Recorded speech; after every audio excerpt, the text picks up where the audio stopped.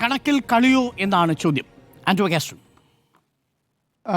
ഒരു കണക്ക് ആകാശത്ത് നിന്ന് ഉണ്ടാക്കും, എന്നിട്ട് ആദ്യം പ്രധാനപ്പെട്ട ഒരു പത്രം കൊടുക്കും, അത് കഴിഞ്ഞ് അടുത്ത ദിവസം അടുത്ത പത്രം കൊടുക്കും, എന്നിട്ട് അതിങ്ങനെ കൊണ്ടുപോവുകയാണ്. ഞാൻ നോക്കുകയാണ്, ഹൈക്കോടതിയിൽ ഈ പറയുന്ന 45 ദിവസത്തിനുള്ളിൽ റിപ്പോർട്ട് കൊടുക്കണമെന്ന് പറയുന്നു. 45ാമത്തെ ദിവസം ഒരു റിപ്പോർട്ട് കൊണ്ട് ഹൈക്കോടതി കൊടുക്കുന്നു. അത് വ്യക്തവും കൃത്യവുമായിട്ടൊരു കാര്യം പറഞ്ഞിരിക്കുന്നു. എന്താണ്? 6,55,00,000 രൂപ എക്സ്പെൻഡിച്ചർ ഉണ്ട്. 6,55,00,000 രൂപ. അതിന് റിക്വയർഡായ പൈസ, ആവശ്യമായ പൈസ 4,75,00,000 രൂപയാണ്.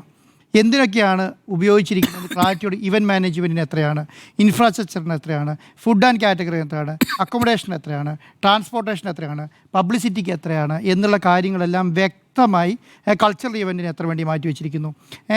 അതുപോലെ തന്നെ ഓരോ അഡ്മിനിസ്ട്രേഷൻ ആൻഡ് ഫെസിലിറ്റി ചാർജ് എത്രയാണ്, ടോട്ടൽ ലബ്സം എമൗണ്ട് എത്ര വ്യത്യാസം ഏകദേശം ഉണ്ടാവും, പ്ലസ് ടാക്സ് എത്രയാണ് എന്നുള്ളത് ക്ലാരിറ്റിയോടുകൂടി പറഞ്ഞിട്ട് 6,55,00,000 രൂപ മുടക്ക് വരുന്നു എന്ന് പറഞ്ഞിട്ട്, അതുകൂടാതെ അടുത്തത് ഞങ്ങൾ ഇപ്പം ചിലവാക്കിയ പൈസ എത്രയാണ്, 4,99,00,000 രൂപ പ്ലസ് ടാക്സ് അടക്കം എന്ന് പറഞ്ഞിട്ട് ഹൈക്കോടതിയിൽ കൊണ്ട് റിപ്പോർട്ട് കൊടുക്കുന്നു.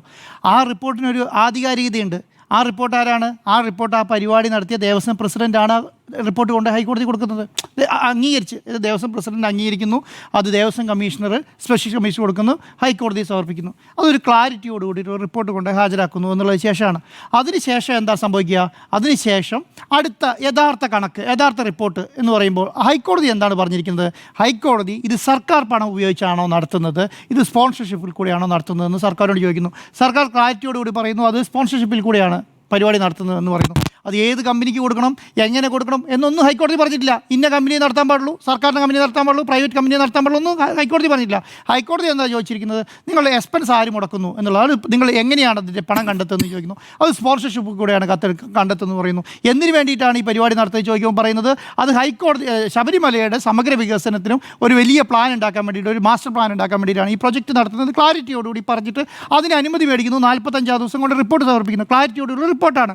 എന്താണ് ഈ എക്സ്പെൻഡിച്ചർ യഥാർത്ഥ കണക്ക് തമ്മിലുള്ള വ്യത്യാസം എന്ന് പറയുന്നത്? നമ്മൾ മനസ്സിലാക്കേണ്ട ഒരു കാര്യം എന്ന് പറഞ്ഞാൽ എന്താണ്, ഇപ്പോൾ ഒരു എക്സ്പെൻസ് വന്നു, നമുക്ക് അവിടുത്തെ കസേരകൾ അല്ലെങ്കിൽ അവിടുത്തെ ഇവൻറ്റുകൾ എല്ലാം ഒരു ഇവൻറ്റ് നടത്തുന്ന സമയത്ത് നമുക്കറിയാലോ, അതിന് ലൈറ്റ് ആൻഡ് സൗണ്ട് ഒരാളായിരിക്കും ചെയ്യുന്നുണ്ടാവുക, സ്റ്റേജ് ഒരാളായിരിക്കും ചെയ്യുന്നുണ്ടാവുക, ഹോർഡിങ് ഒരാളായിരിക്കും ചെയ്തിട്ടുണ്ടാവുക, അവിടുത്തെ ഷെഡ് ഒരാളായിരിക്കും കെട്ടിയിട്ടുണ്ടാവുക, അവിടുത്തെ സംവിധാനങ്ങളെ മുഴുവൻ റോഡ് റെഡിയാക്കിയിട്ടുണ്ടാവുക, ഫുഡ് അക്കോമഡേഷൻ ഒക്കെ വേറെ സംവിധാനങ്ങളായിരിക്കും.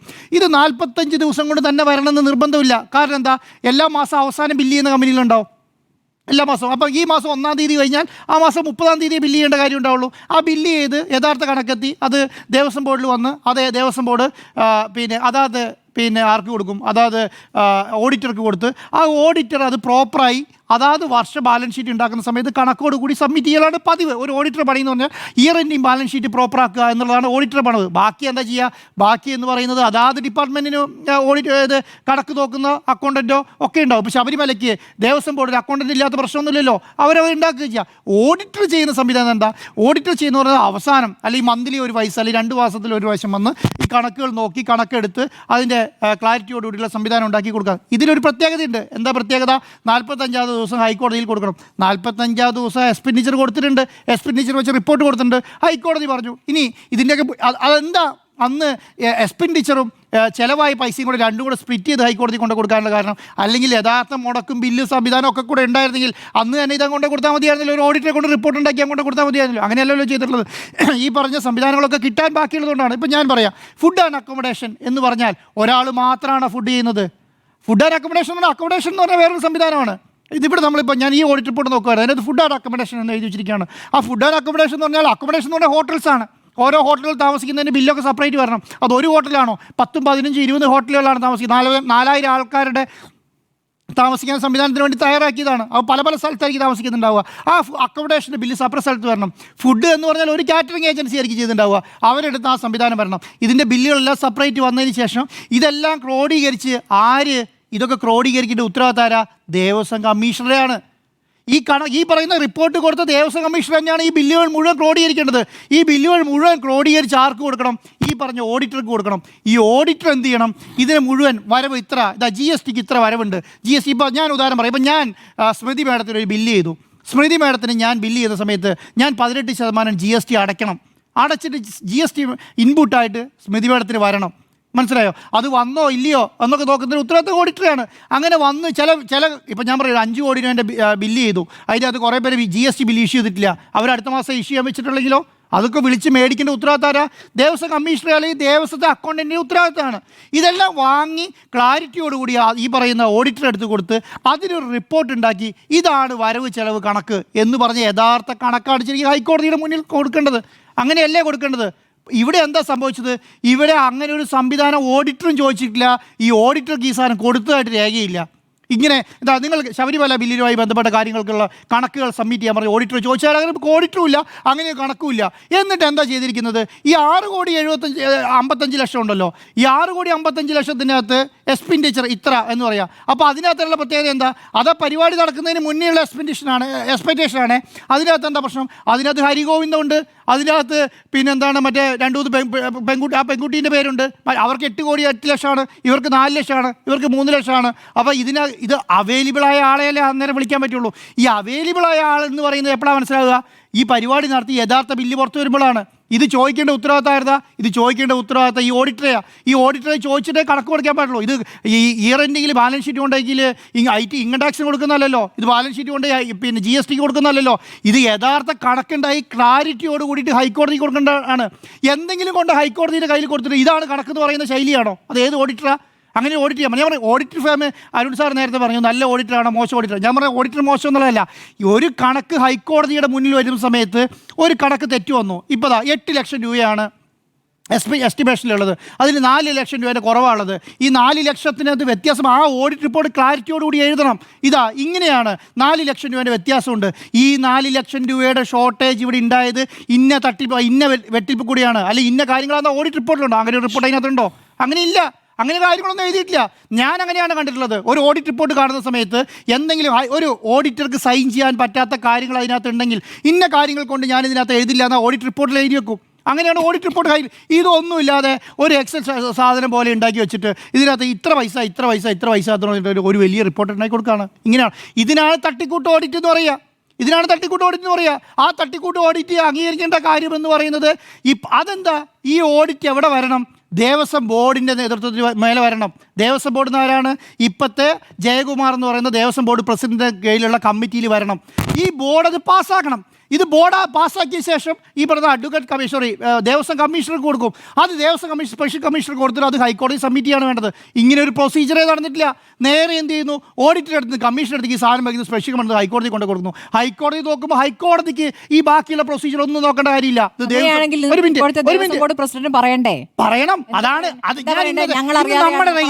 ഇന്ന് നമ്മുടെ രഹീസിന് കൊടുത്ത ബൈറ്റിൽ ദേവസ്വം ബോർഡ് പ്രസിഡന്റ് പറയുന്ന കാര്യം എന്താ അറിയോ? ഞാൻ കേട്ടൊരു കാര്യം പറയുന്നത് അതിൻ്റെ അകത്ത് പറയും അത് വലിയ പ്രശ്നമൊന്നുമില്ല കേട്ടോ, അത് ഞങ്ങൾ ശരിയാക്കും എന്ന് പറഞ്ഞു.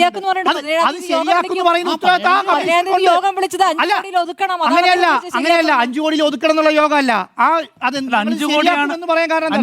5 കോടി രൂപയ്ക്ക് താഴെയാണ് ഈ പരിപാടി സംഘടിപ്പിക്കാൻ തീരുമാനിച്ചത്. അല്ല അങ്ങനെയല്ല, 5 കോടിയിൽ ഒതുക്കുന്നത് അത് ഞങ്ങൾ ശരിയാക്കും എന്ന് പറയാൻ എന്താ പറയുക? കാരണം ആ ശരിയാക്കാൻ അല്ല പിന്നെ ഇപ്പൊ അതേ ശരിയാക്കുമെന്ന് പറയാനുള്ള കാരണം അത് ശരിയാക്കാൻ ഇനിയും സമയമുണ്ട്. എന്തുകൊണ്ടാ സമയമുണ്ടെന്ന് പറയുന്ന കാര്യം അറിയോ? ആ ബില്ല് ക്രോഡീകരിച്ച് ഓഡിറ്റർക്ക് കൊടുത്താൽ മതി. ആര് പറയുന്ന സമയമാണ്? സമയം കൊടുത്തിട്ടില്ല. കോടതി അല്ല ഞാൻ കണക്കുകൾ അവിടെ കൊടുത്തിട്ടുണ്ടെങ്കിൽ കോടതി പിന്നെ ഈ പറയുന്ന 140 അതാണ് ഞാൻ പറഞ്ഞത് കോടതിക്ക് എന്താ കോടതി അതാണ് ഞാൻ പറഞ്ഞത്. ഇപ്പോഴത്തെ ദേവസ്വം ബോർഡിന്റെ പ്രസിഡന്റിനും ആ ഭരണസമിതിക്കും എന്താ ചെയ്യേണ്ടത്? ഇത് അദ്ദേഹത്തിന് മുന്നിൽ നടന്ന പരിപാടിയാന്ന് വെച്ചോളൂ. അദ്ദേഹം ആ പ്രസിഡന്റ് ഇപ്പോൾ അവിടെ ഇല്ലല്ലോ. ഹൈക്കോടതി പറഞ്ഞ സമയത്തുള്ള പ്രസിഡന്റ് ആരാ? ജയകുമാറാണ്. അദ്ദേഹം എന്താ ചെയ്യണം? അദ്ദേഹം ഈ കണക്ക് മുഴുവൻ ക്രോഡീകരിച്ച് ഓഡിറ്റർക്ക് കൊടുത്ത് റിപ്പോർട്ട് ഉണ്ടാക്കി യഥാർത്ഥ റിപ്പോർട്ട് കൊണ്ട് ഹാജരാക്കിയാൽ മതി. അപ്പോഴേ അതൊരു ഓഡിറ്റ് റിപ്പോർട്ട് ആവുള്ളൂ. പക്ഷേ കൊടുത്തിട്ടില്ല. അവരുടെ അടുത്തുള്ള എസ്റ്റിമേറ്റാ. ആ എസ്റ്റിമേറ്റ് ഒരു സാധനം ഉണ്ടാക്കി. ഞാനൊരു സ്മൃതി മേഡം, ഞാനൊരു കാര്യം പറയട്ടെ. 45 ദിവസം സമയം കൊടുക്കുന്നു. അപ്പോൾ ഒരു എസ്റ്റിമേഷൻ കൊണ്ട് ഹൈക്കോടതി കൊടുക്കുന്നു. അത് കഴിഞ്ഞാൽ അടുത്ത ഡേറ്റ് എസ്റ്റിമേറ്റ് അല്ലേ സാറേ കൊടുത്തത്? അത് ആക്ച്വലി റിപ്പോർട്ടാണ്. എക്സ്പെൻഡിച്ചറിലേക്ക് സാറേ 2 എമൗണ്ട് വരിക. അല്ല അതാണ് ദേവസ്വം കമ്മീഷൻ കൊടുത്തത്. അതാണ് ഞാൻ പറയുന്നത്. അത് എന്തുകൊണ്ട് അങ്ങനെ കൊടുക്കുന്നതെന്ന് അറിയോ? അത് ബില്ല് ക്രോഡീകരിക്കാൻ കഴിയാത്തതുകൊണ്ടാണ്. ആ ബില്ല് ക്രോഡീകരിച്ചിട്ടാണ് സമയം ചോദിച്ചു. അതുകൊണ്ടാണ് സമയം ചോദിച്ചതും അതുകൊണ്ടാണ് സമയം കൊടുത്തതും. ശരിക്കും എന്താണ് ഇങ്ങനെ ഒരു സാധനം പുറത്തു വരുന്ന സമയത്ത് ഇപ്പം ഞാൻ ഒരു ആകാശത്തുള്ള ഒരു സാധനം പറയാം. ഒരു പിന്നെ ഭജഗോവിന്ദം എന്ന് പറഞ്ഞിട്ടൊരു മ്യൂസിക്കൽ ഇവൻറ്റിൻ്റെ പേര് പറയുകയാണ്. എന്നിട്ട് പറയുകയാണെന്നറിയോ, അത് അവിടെ 15 ലക്ഷം രൂപേൻ്റെ ഭജഗോവിന്ദാണ്, അവിടെ 18 ലക്ഷം രൂപ മുടക്കിയിട്ടുണ്ടാവും. അതിൻ്റെ അത് 3 ലക്ഷം, ഞാൻ പറയുന്ന ഒരു പൊതുവായ തരം 3 ലക്ഷം അവിടെ അടിച്ചിട്ടുണ്ടാവും. ഈ ഹോട്ടലിൻ്റെ ബില്ല് പറയുമ്പോൾ എന്താ പറയുന്നറിയോ, അത് ഹോട്ടലിന് 12 ലക്ഷം രൂപ കൊടുക്കണം. ശരിക്കും അവിടെ റൂമിൻ്റെ വില എത്രയാണ്? 10,000 രൂപ.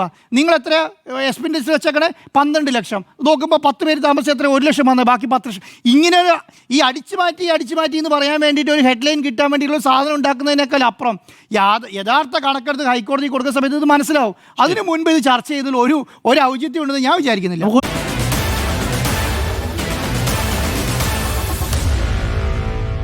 Meet the editors.